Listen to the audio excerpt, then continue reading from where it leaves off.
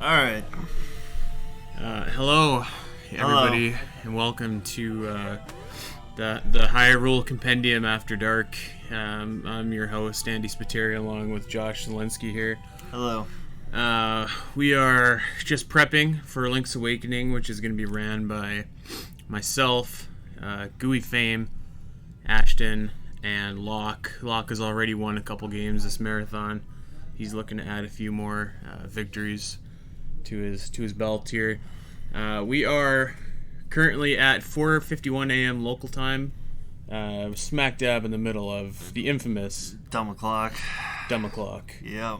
Josh, can you tell everybody watching right now the history of dumb o'clock, what its definitions are, how it came to be, and who is a frequent player in the dumb o'clock hours? I mean, dumb o'clock is pretty much what anyone would guess. It is the absolute late night or early morning hours that nobody wants to be awake during. Right.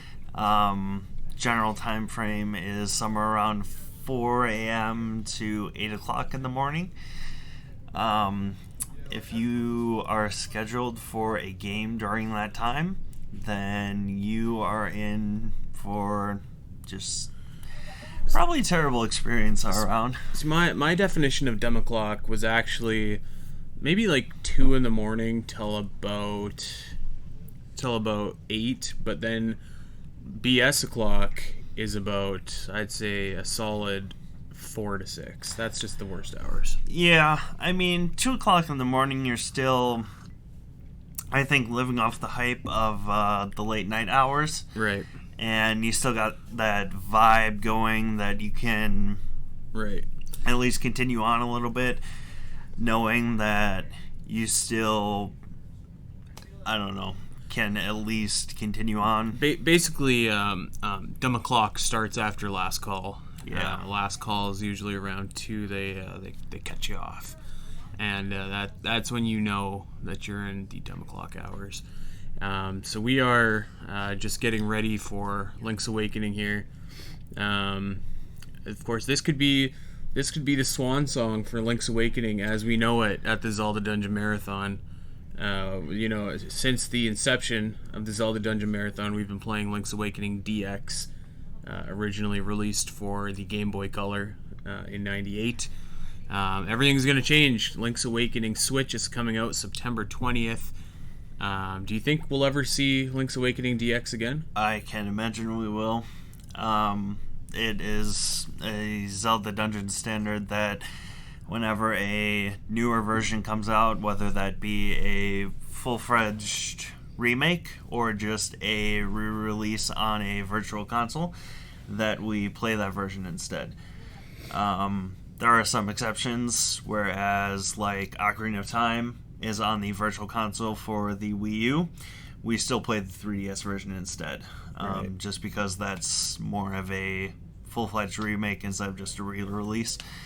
Whereas Switch is a complete remake re-release. Yeah, so it's basically end up a new Zelda game. Yeah, an old Zelda game. We will end up playing it on that next year. Yeah. So I would imagine that we'll be able to cut down on a little bit of time in the new Switch remake. There's no, I don't know what the technical term is, but screen, like the screen just scales when you move. So there's no short animations of flipping screens to the next screen. Oh yeah, screen transitions. Yeah. There's no transitions. It's just one seamless motion. So that's a little bit of a time saver right there. I have to imagine too that they're gonna have a designated sword button, so that you're gonna be equipping your items less often. I feel like sword and probably shield will have its own designated button the entire time. You have more buttons, so you have more options for your other 2 items. So yeah, it's gonna bring a lot of changes into how we run Link's Awakening here in the coming years. So that's exciting but bittersweet to say goodbye to an old friend, Link's Awakening DX. Yeah, I mean, as far as ZD% is concerned, we've whittled down Link's Awakening pretty much as far as it can get. I think standard runtime is 2 to 2.5 hours nowadays. Yeah, it's we're gonna see three racers finish with probably like 2 hours and 20 minutes, and then a fourth racer finish with about 2 hours and 50 minutes. So Yeah. So Link's Awakening on the Switch may improve that time, yes, if depending upon what new tricks we may be able to do, or just faster screen transitions, faster text, anything in general. and I guess while we're talking about that, while we're talking about the time we save, I wonder if they'll take the opportunity to correct some of the skips that you can perform in Link's Awakening DX, namely the sideways block pushing. I wonder if that's going to be a thing in the Switch version. Right, right. I know, like, for instance, with Twilight Princess, one of the things that I think about when they remade that for the HD, we used to have a great skip in the GameCube or Wii version where you could cheese the iron boots and you could walk across the ceiling of a room without actually having the iron boots equipped, and you could walk at normal speed. But they fixed that in the HD re-release, Right. so you couldn't do that anymore, and that makes the game more normal, but it makes it much slower. Right. So they may patch things here and there, including the block skip in Link's Awakening. And that would significantly change the last two dungeons in particular. Turtle Rock is a labyrinth of a dungeon. Regularly, you have to go through multiple areas, collect multiple keys to finally get the fire rod. Whereas when you use the sideways block push, you really can avoid probably a good 70% of that dungeon.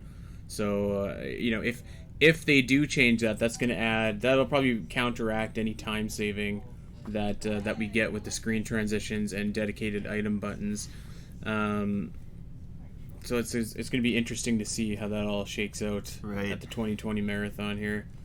I'm being told that we're very close to go time here for Link's Awakening. So all of you viewers out there, this is going to be the last time that you ever see Link's Awakening DX run at the Zelda Dungeon Marathon. Throw a couple bucks towards Extra Life just to say goodbye to an old friend. This is truly the end of an era Right.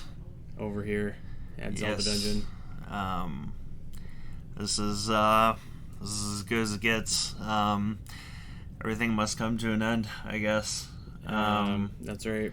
I think there are very few Zelda games that have yet to be really re-released or released on an eShop of some kind. The Oracles being one of the exceptions.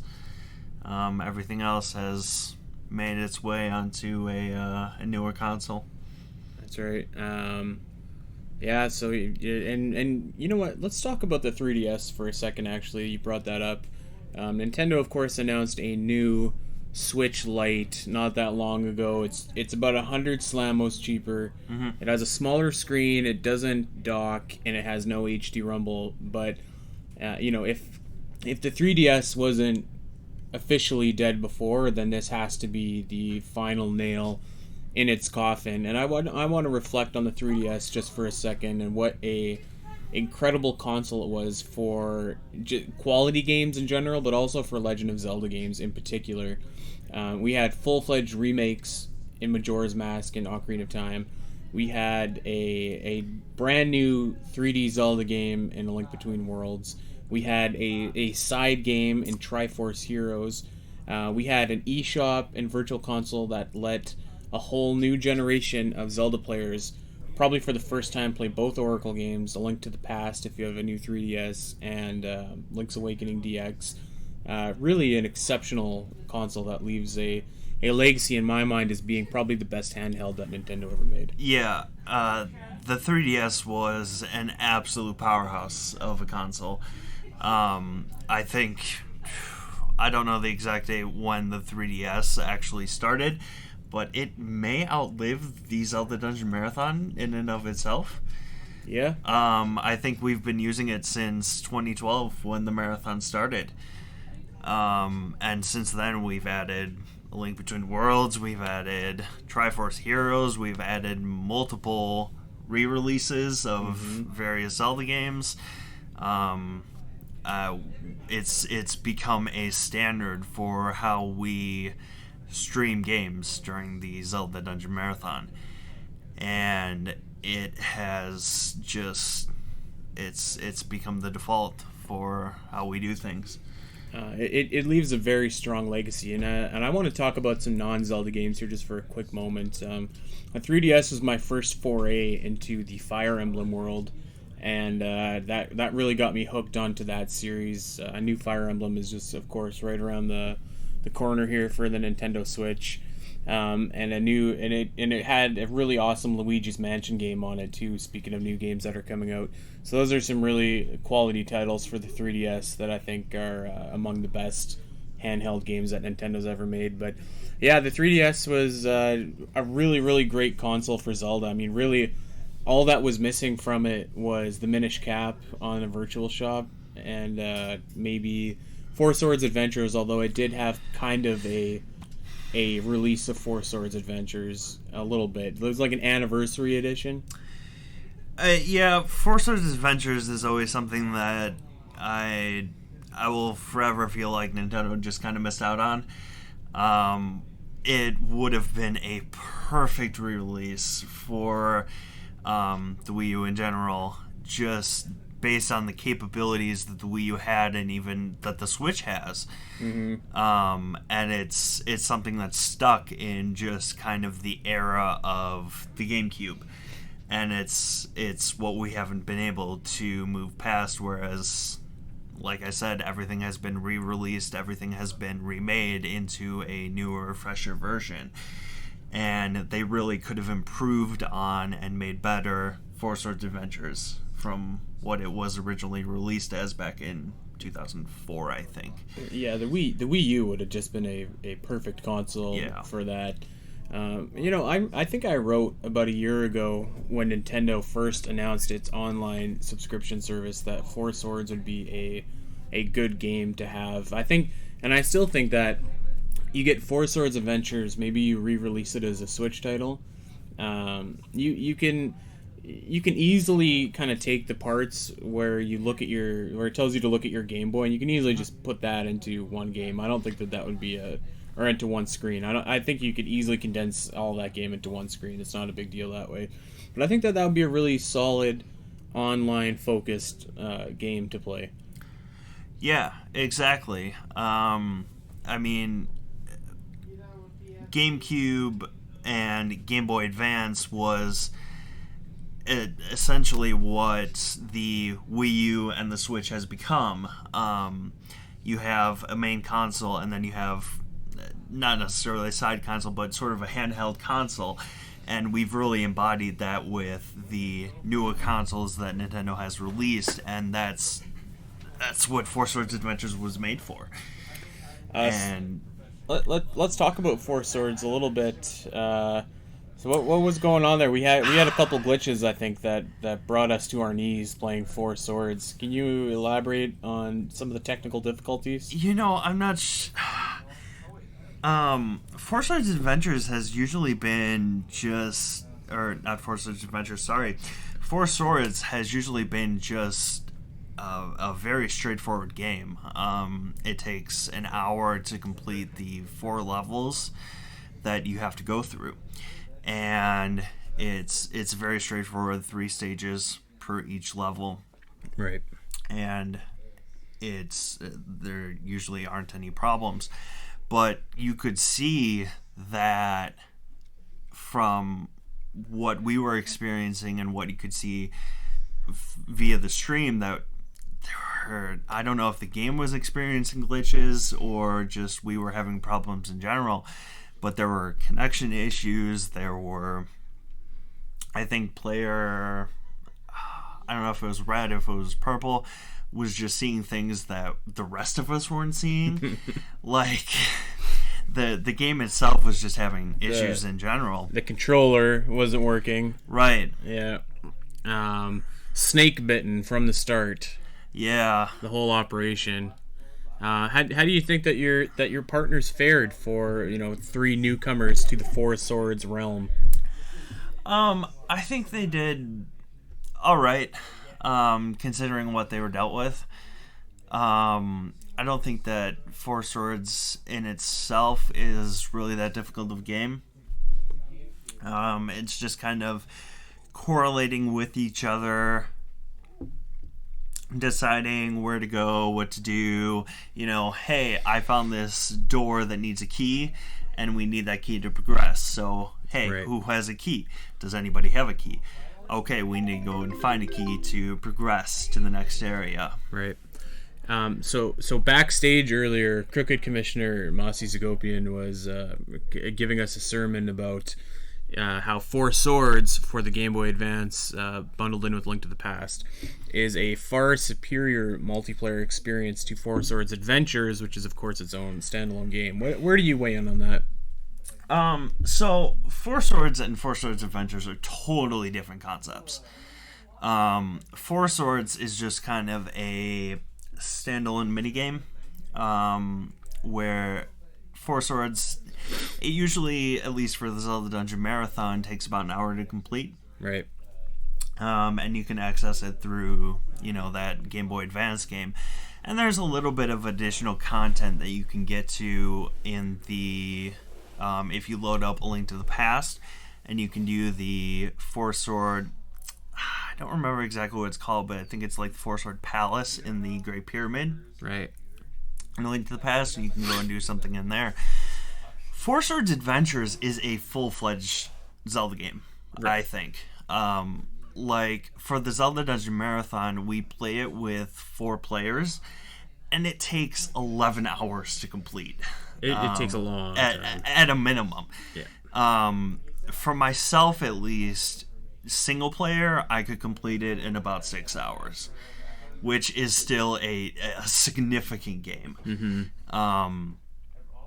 Like, there are 3 stages per level, and there are 8 levels in the game. Right. So 24 stages altogether. And some of the stages at the beginning don't take quite so long, but the later stages especially get very long. Like, they take a long time to complete. So the game gets very lengthy as you play more and more into it. Yeah, there's definitely a reason why that game is always front loaded at the beginning of our marathons.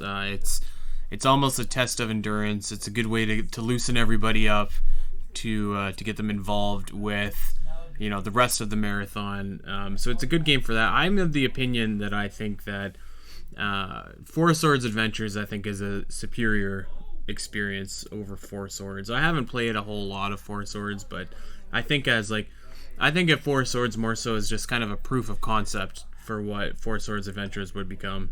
Exactly. I really like Four Swords Adventures. I really like it as a Zelda game. I get the feeling that a lot of people don't necessarily share the same concept, but I really enjoy playing it. Mm-hmm. And I think it's a great multiplayer experience that a lot of people could expand on, certainly if it were end up released for the Wii U or Switch eventually. It does feel weird that particular title has kind of stayed where it has, especially since the technology seems so perfect to implement it in the present day. Let's switch gears for a second and talk about some Zelda games that re-releases and stuff like that.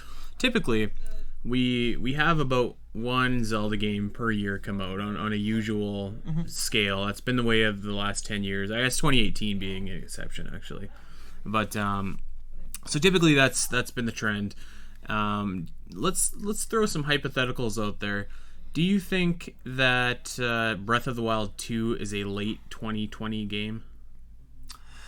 I think so.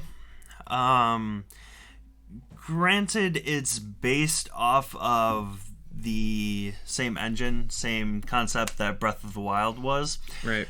But I can't imagine that Nintendo is going to release it in 2019 at some point. Right. If anything, it would be beginning of 2020, if not later. And that was my follow-up question. Breath of the Wild 2, I think the general consensus is will be a 2020 or a 2021 game. Mm-hmm. So my position that I made known earlier on chat is I think that Skyward Sword HD is going to happen to offset whatever year Breath of the Wild 2 does not launch in. Be that if it launches in 2020, Skyward Sword HD will continue the trend of the 10-year anniversary. Maybe a year before if Breath of the Wild is a 2021 release. So that's something that I've been interested in because that's one of the few exceptions that hasn't seen a re-release in some variation. Right. The only places you can get Skyward Sword at the moment is on its original Wii version. It hasn't seen a re-release and hasn't seen a remake. I do think it's on Virtual Console for the Wii U. Okay. I think well, but that doesn't really count. Yeah. Irrelevant. It hasn't seen a major upgrade since back in 2011, since it was originally released. Yeah. And we haven't heard anything about it. They haven't given any inclination yet as to whether or not they have any plans to re-release it. You know what though? Let's think back to Twilight Princess HD. There was a very short turnaround time from them announcing it to it actually happening. I want to say it was announced at E3 or maybe just shortly before, and it was an August 2016 game. 2016. Okay. So it kind of kept up with like the 10 year after, like Wind Waker released 10 years after, Twilight Princess released 10 years after. The HD versions released 10 years after the originals did. Sure. So I feel like Skyward Sword hopefully will keep that trend up. I don't know that you need a lot of time to hype that up. Like Link's Awakening, Link's Awakening only got about 6 months before, from when it was announced to when it's releasing. Right. So I feel like that could follow the same kind of trend. So, if my memory serves me correctly, Skyward Sword was released back in November of 2011. Yeah. So we're predicting, based on a 10-year anniversary, sometime in 2021 for... I mean, that would make sense, kind of dependent on when Breath of the Wild 2 releases. Right. Which might interfere with that. Right. They might push it a little bit further. Right. Just depending on trying to focus on Breath of the Wild 2 being released. Right.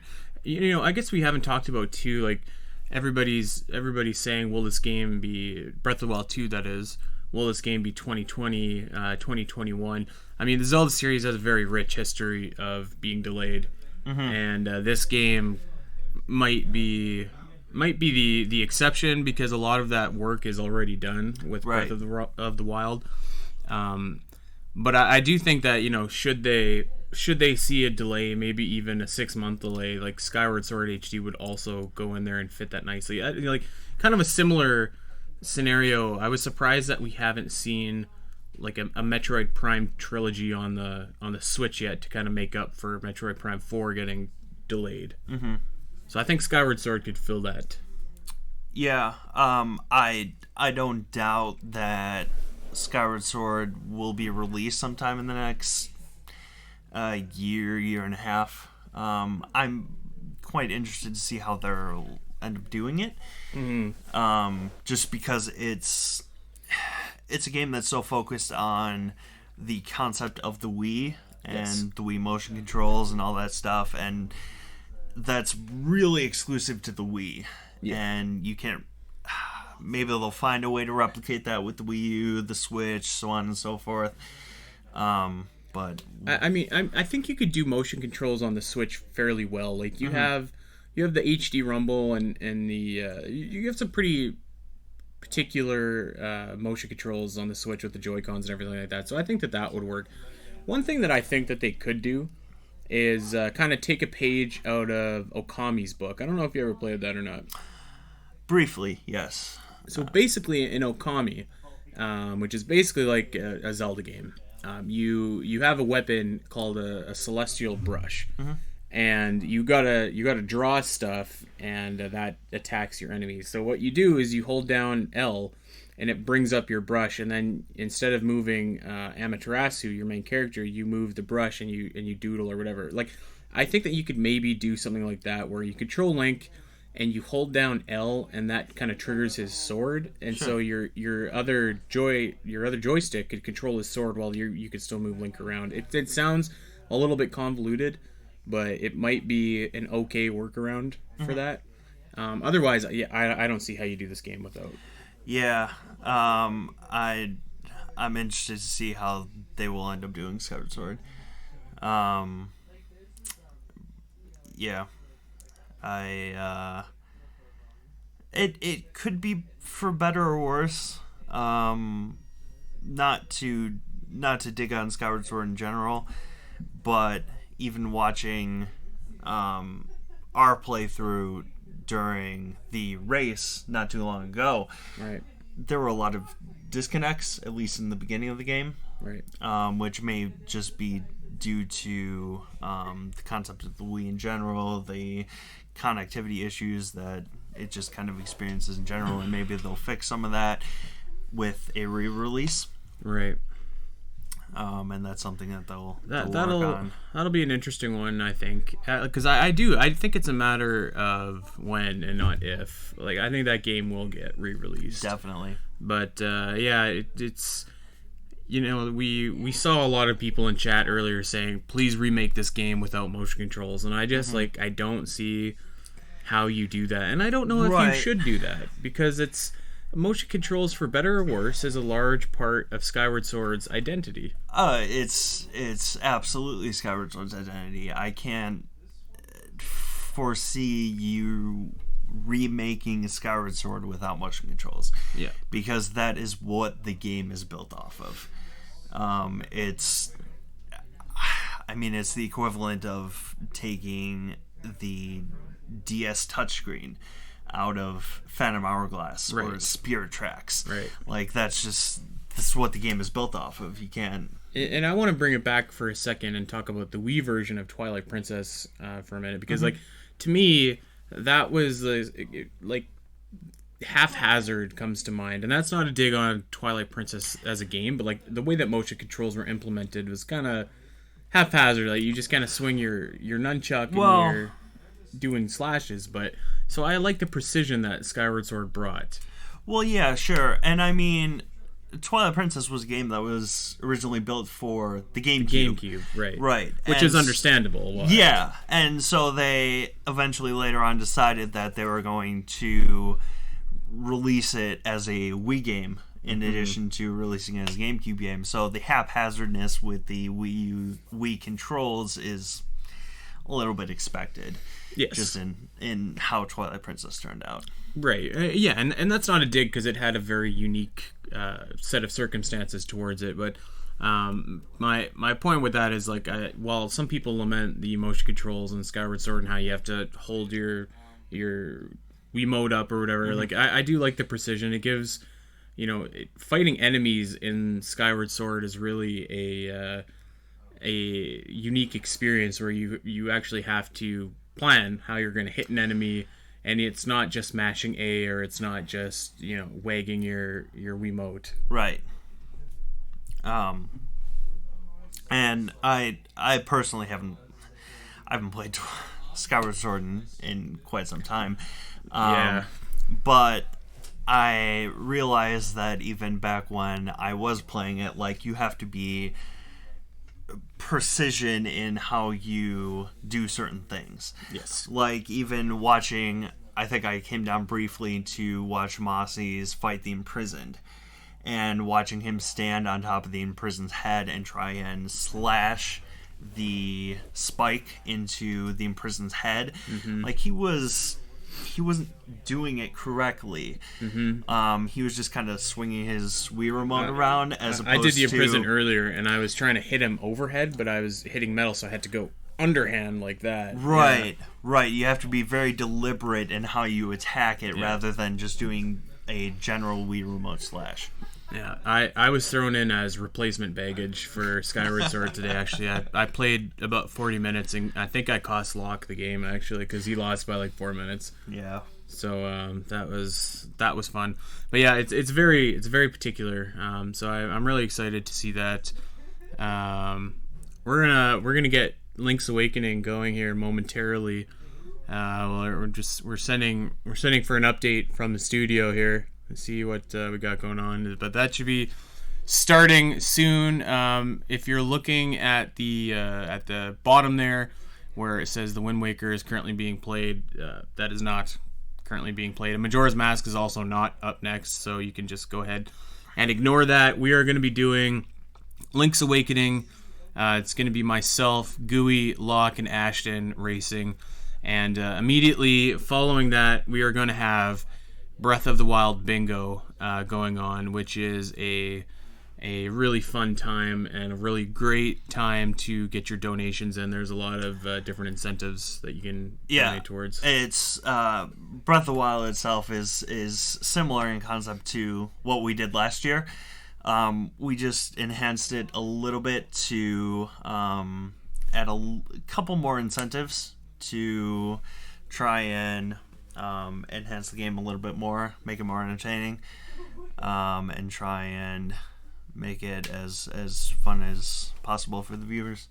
Right. I want to go over the team rosters here for the Breath of the Wild race, and we're gonna talk about these teams here.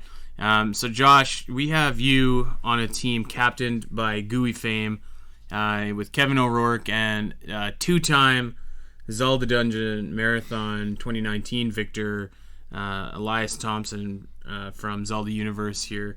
Just having a two-time victor on your side combined with your Oracle of Seasons victory just make you the odds-on favorite, do you think? We also have Justine in addition to that. You're totally right. Yes. Justine is making a special appearance at the marathon here pretty quickly. She hasn't got here yet, but she will probably be here imminently. Yes. And she is going to add even more star power to that already stacked roster. Yes. I've been impressed by Elias so far. He's won 2 games so far, which is quite impressive. Yes. I don't doubt his abilities to play Breath of the Wild and to contribute to the team itself. I think he's going to be a great addition. Right. In addition to what we are lacking from what we had with Spencer last year. Right. Since that's what we're missing. Otherwise, we're relatively the same team from back in 2017. Right. Let's flip over to Team Locke, which is another team of intimidating players. We've got Locke, obviously the Kasparov of Zelda. The human algorithm. He knows exactly where to go and what to do in all situations. He's joined by Ashton, who might be a Link's Awakening champion by the time that we get there. He's got Andrew Severs, who of course is the odds-on favorite to win Ocarina of Time this year, and newcomer Savannah, who could bring a wild card and extra element to this team. What do you think? Is that a team to be reckoned with all of those known quantities plus the added bonus of Savannah, who has been practicing Breath of the Wild so much? Yeah, any practice with Breath of the Wild certainly helps. Ashen, I've been impressed with so far, especially watching what she did with Skyward Sword. Right. She's very enthusiastic, very into the games that she's racing, and that's certainly a significant part of being able to race a Zelda game, right, and being able to just annihilate the competition and complete your tasks as quick as you can. All right, that's going to be a team to keep an eye on, as well as this team right here, Team Girl Power, captained by Rachel, aka Z1. She has assembled a who's who of absolute knockout Zelda talent here. We have Catherine on this team, of course, a world-renowned Twilight Princess speedrunner who also came off a very successful Skyward Sword run earlier today. So she's already got one championship to her name. She is joined by two newcomers, Judy Calder and Ashley Skip North, and both of them have been very impressive in this marathon thus far. Skip put in a really great performance in A Link Between Worlds just the other day. Went the distance with everybody else, was not that far behind at the end. And of course, Judy is looking to do the same thing when she plays Spirit Tracks later this week. And I think that's going to be a really strong team to keep an eye on. Maybe one that's flying under the radar, but. Get us some file names, donations. Okay, so we've just got word from backstage. If you want to donate for file names for Link's Awakening, now is your time to do so. We've got 4 file names up for grabs. Link's Awakening is going to be starting here shortly, so you do have time to get those file names in. Of course, all of your donations go to Extra Life Charity for the Children's Hospital of Illinois. So I hope that to hear that donation jingle go off, we'll of course read them out as soon as we get them, and I hopefully give me a good name to play as. I need something good here. So let's finish up with our last team here. Let's talk about Team Allison. Yeah, I mean, with the ones that you mentioned, Rachel and Catherine. They are very formidable. Oh yeah, definitely. They are well versed in speedrunning, whether it be Wind Waker, whether it be Twilight Princess, whether it be anything that they try and tackle. Catherine clearly won Skyward Sword. Right. She did. And the thing about that team is there's no baggage. Oh, there's no baggage. Definitely not. So that could be the team that goes all the way, I think. Yeah, they are definitely a formidable opponent, no matter what their seed, no matter what their tasks end up being. And you got to think too. We're gonna go back to Team GUI for a second here, but fatigue has got to be setting in on the competitors. We have Josh, GUI, and Kevin that have been up for almost 24 hours now. So there's not much of a break in between when Link's Awakening starts and Link's Awakening ends to go and rest up. And GUI in particular will get no break because he is, of course, playing that game. So, that could be a factor. Yeah. I mean, I think Team GUI is generally knowledgeable enough in the game that we can handle a break. Right. Breath of the Wild in and of itself is I think we have it scheduled for a 10-11 hour game. Right. There's definitely enough time to take a break if you need to. The other players on our teams can certainly handle themselves. Right. And they can just chug on through to the next area whenever they need to. So let's bring it home here and talk about the last team, Team Allison. Allison is joined by Katie, and the two of them are really a power duo, renowned in the Phantom Hourglass community for being some of the best racers that ever walked God's green earth in that game.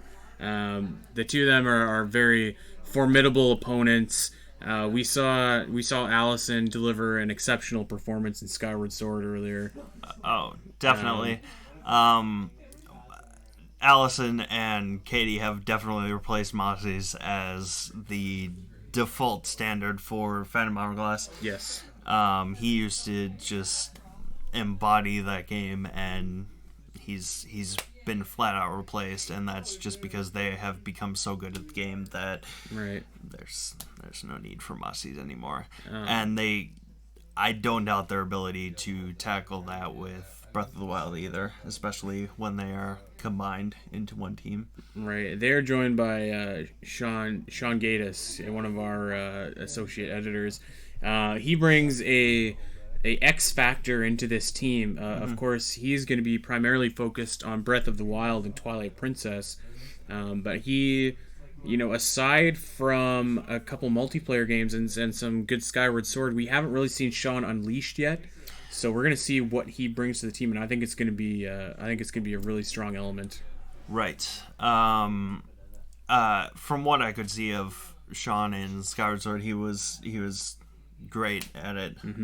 He was definitely a significant part to the team, and I don't doubt that he can do the same thing with Breath of the Wild as well. Right. The last member of this team, of course, is going to be the baggage, which might bring the team down. That's Heel Spiteri. My sources have told me that his strategy is to just wait out the game until the last 20 minutes, and then come in and steal all the glory. So that we're gonna see these guys effectively at a handicap with only 3 legitimate players, and then one player that's can't be trusted. Right. Speaking of can't be trusted and coming in and stealing all the glory, what's up? Hey, it's Kevin. Me. How we doing over there? We're an hour and a half behind Link's Awakening schedule here. Oh, Andy, no, it's 5:32 in the morning. Right. We were supposed to start Link's Awakening at 5:32. Actually, no, we were supposed to start at 5:34 and 2/3 in the morning. So there you have it. Not late. Yeah, you can't cut that 2/3 out, right, Josh? It's a bad omen if you do that.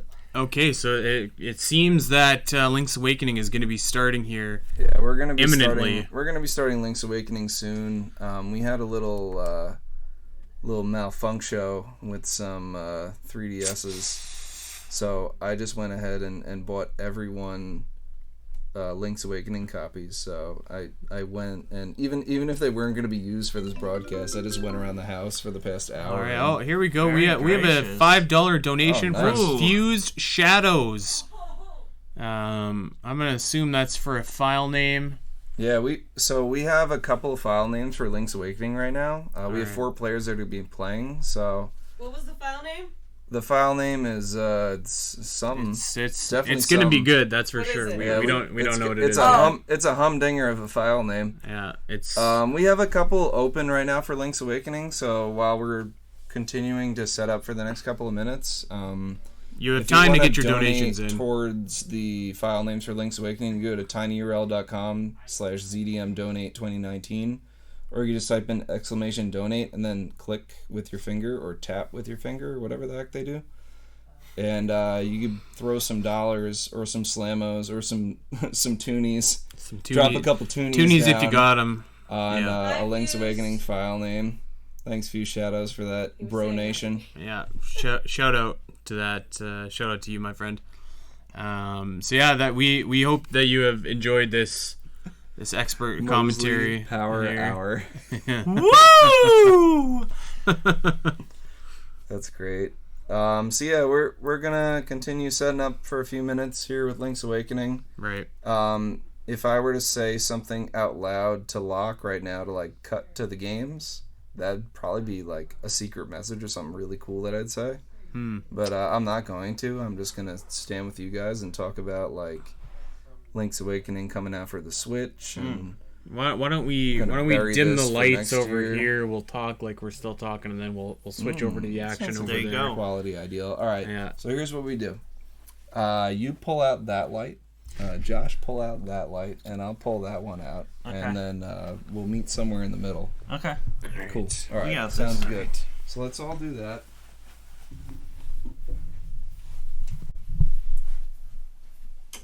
Oh wow, that was pretty quick.